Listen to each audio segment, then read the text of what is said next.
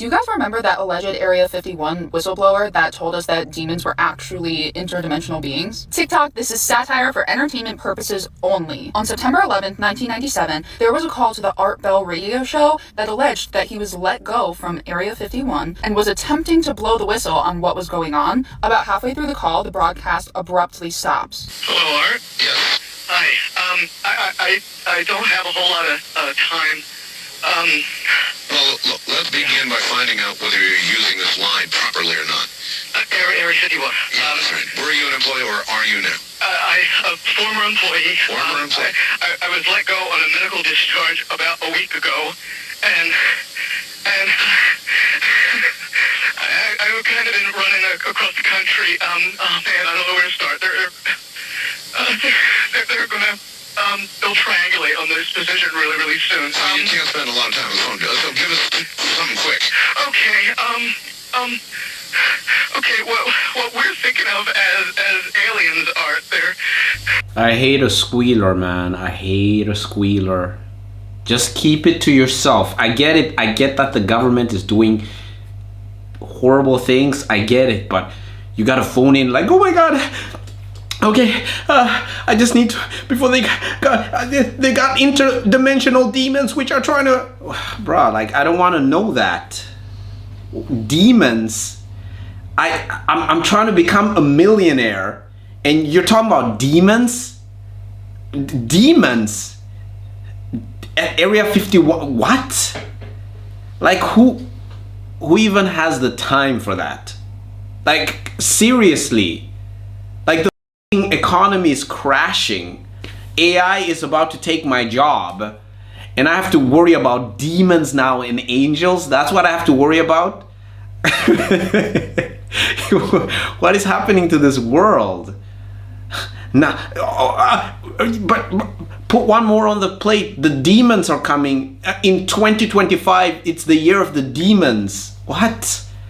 I gotta worry about Jeepers Creepers? That's what the guy which is taking you and then eating your face off. That's Freddy Krueger is real. You know that movie Nightmare on Elm Street? That guy's actually real. And if you go to sleep on the 13th of, I don't know, October, then you're gonna be killed in your sleep. I gotta worry about that too. Can I just take a chill pill and just relax? We gotta do this as well. Oh, honestly, this internet shit is getting crazy.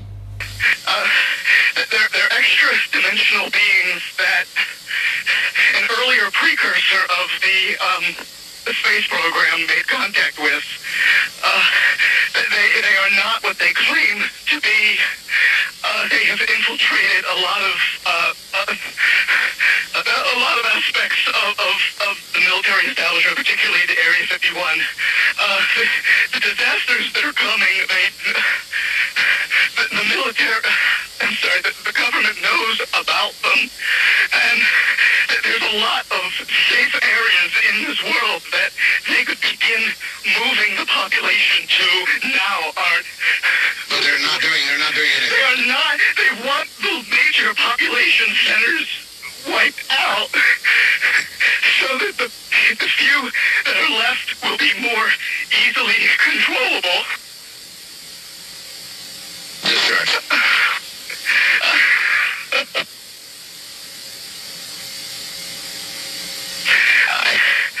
I should get.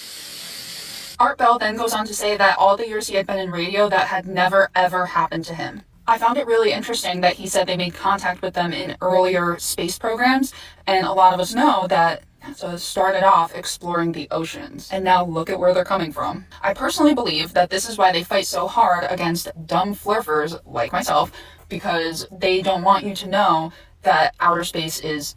This teacher essayed multiple of her students until she got pregnant. For a while, Rebecca joins from the UK, was living like her best life. She graduated university, got this really nice apartment with a long-term boyfriend. The two had actually been together since she was 15, and for a while, they had the perfect relationship. Rebecca had also recently gotten her dream job as a high school math teacher, so things were looking really good. But after 9 years of dating her long-term boyfriend, Rebecca became really controlling, possessive, and jealous. She was always accusing her boyfriend of cheating, and after a while, he broke up with her and moved out, which was really devastating for Rebecca. And pretty much right when that happened, the 2020 lockdown started, so classes were moved online and Rebecca was completely alone. But in September of 2021, Rebecca was 27 years old and that school year started with classes back in school. Rebecca was teaching math to 14 and 15-year-olds, and she's a younger teacher, and I guess some people would find her attractive, and she started getting a lot of attention from her students, these teenage boys. These 14 and 15-year-old boys were constantly flirting with Rebecca, and she was lonely and single, so the 27-year-old Rebecca really liked the attention. But instead of being the responsible teacher, like the adult in this situation, Rebecca really entertained this inappropriate behavior. And there was this one 15-year-old boy in particular that was especially flirty towards Rebecca,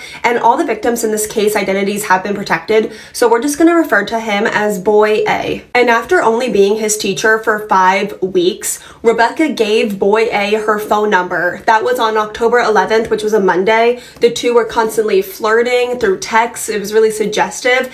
And by that Friday, so only 5 days later, 27-year-old Rebecca and 15-year-old Boy A went on their first date. Boy A told his mom that he was going to be spending the night at his friend's house, and him and Rebecca went to the mall for their first date. At the mall, Rebecca bought Boy A 345-pound Gucci belt, which is like $440 in the United States, and buying victims really expensive gifts is a tactic that predators often use. After the mall, Rebecca and Boy A went back to Rebecca's apartment, and on the way, the two of them actually joked about how Boy A wasn't even old enough to drive yet. Like, yuck. Back at the apartment, Rebecca statutory SA'd Boy A multiple times. She actually lied to him and said that she was infertile. Wait, I thought that girls can't do that to boys. I thought it was only men which do these kind of crazy things to apparently women. But this is weird.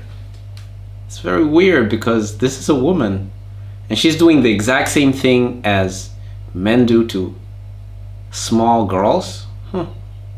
But this is a woman. This is a woman here that we're talking about, right?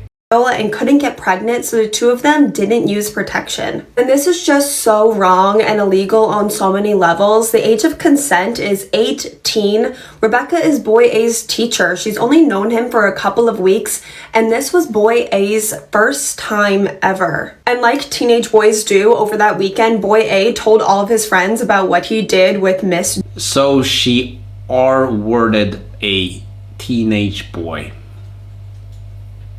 That's wild. Joins. So by Monday, rumors had spread across the entire school, which of course were not rumors, and very quickly CPS, the police, and the school were all notified. Boy A confessed to everything, and he said it honestly made him really, really uncomfortable, but he was trying to act like he was cool and mature, but he's only 15.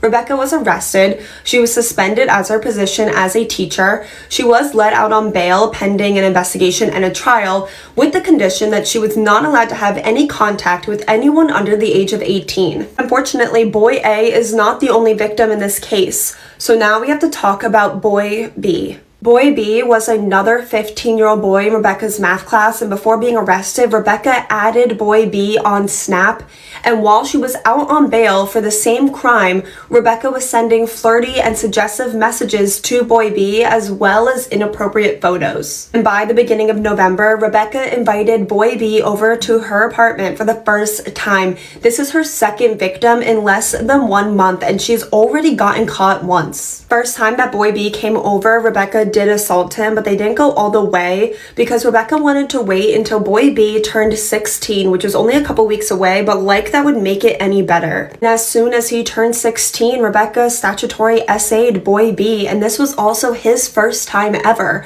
And the two would then be in a relationship for over a year. Just like with her ex-boyfriend, Rebecca became super obsessive and controlling and possessive and jealous over boy B. She wanted all of his passwords. She would always go through his phone. She would make boy B FaceTime her to prove that he wasn't with other girls. She also wanted boy B's location, and if he wouldn't text her back fast enough, Rebecca would just show up to wherever he was. So now she's stalking this teenage boy. And when boy B tried to break up with Rebecca, she threatened to unalive herself, which is like another tactic that abusers and manipulators use.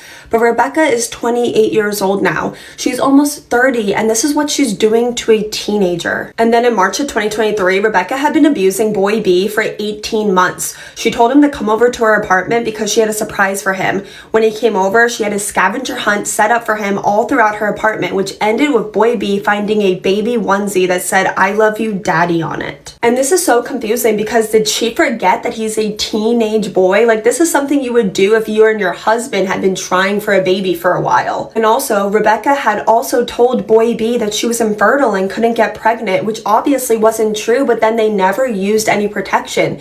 It's like this was something she planned so she could trap this teenage boy. But luckily, I think this was enough for boy B to realize that he was so over his head that he went home and he told his parents everything, which I'm sure was really, really difficult for him to do. I mean, he's a teenage boy.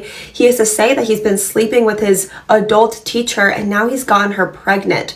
So I really, really applaud his bravery for feeling like he can go to his parents. But Rebecca was arrested again. And in January of 2024, she gave birth in prison to boy B's baby, and boy B and his family have full custody of that baby. Rebecca's trial began in May of 2024, and she really tried to act like she was the victim.